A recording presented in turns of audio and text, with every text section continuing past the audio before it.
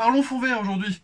C'est au final une simple toile qui permet d'incruster n'importe quoi, n'importe où. Et ça tombe bien, parce que j'ai récemment eu l'opportunité de m'en procurer un. Et oui, c'est certainement le plus long carton que j'ai reçu d'Amazon. Mais c'est pas grave, il y a une première à tout.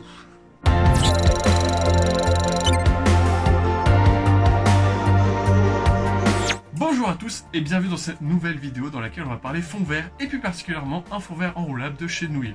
Je tiens d'ailleurs à remercier la marque pour m'avoir envoyé le produit. Je tiens toutefois à préciser que cette vidéo n'est pas sponsorisée, ils m'ont juste envoyé le produit pour que je le teste et que je vous le présente. Le disclaimer étant fait, nous allons pouvoir commencer. Vous l'aurez remarqué, on reçoit le fond vert dans un colis très grand et pour une fois, ça n'est pas Amazon qui a abusé sur la taille du carton. En effet, le fond vert fait 1,60 m de long, donc il faut un carton qui permette de le contenir.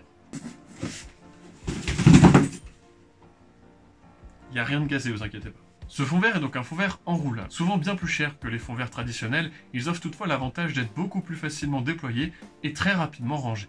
Le produit se présente donc sous la forme d'un grand étui métallique avec sur le dessous deux pieds en plastique pivotables. Ces deux pieds en plastique permettent d'assurer une bonne stabilité du fond vert même lorsqu'il est complètement déplié. Le plastique qui compose les pieds est assez épais et semble assez solide. À voir toutefois s'il est assez résistant sur la durée. Sur le dessus de l'étui, on a une poignée de transport. Bien que ce n'est pas la poignée du siècle, pour l'avoir assez utilisée, elle est plutôt solide. Pour pouvoir ouvrir l'étui et dérouler le fond vert, on a deux petits verrous à enlever. Ils sont de qualité assez moyenne, mais ça fait l'affaire. Une fois le capot ouvert, on a directement accès au fond vert.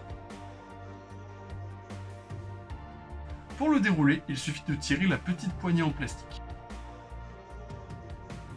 Le système qui permet de maintenir le fond vert debout est en métal. Cela assure une relativement bonne solidité, d'autant que c'est assez important puisque c'est le mécanisme qui permet de lever et descendre. Toutefois, je vous conseille quand même d'aller doucement lorsque vous sortez ou rangez le fond vert, parce que ça pourrait l'endommager. En parlant du verre, on va parler de la toile, et elle est de bonne qualité.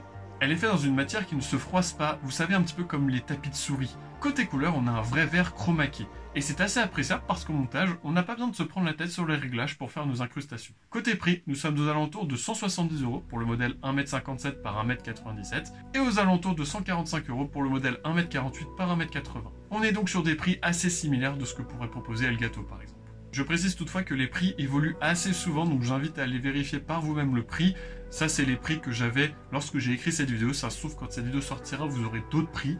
Donc voilà, allez vérifier par vous-même, vous avez le lien en description. Comme toujours, je vous invite à comparer un maximum avant d'acheter. Personnellement, je suis satisfait de ce produit. Il semble assez solide, il est pratique et surtout, il possède une toile de bonne qualité.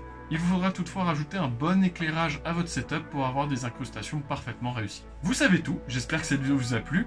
N'hésitez pas à vous abonner, à activer la cloche, à laisser un pouce bleu si vous avez apprécié la vidéo et un commentaire si l'envie vous prend.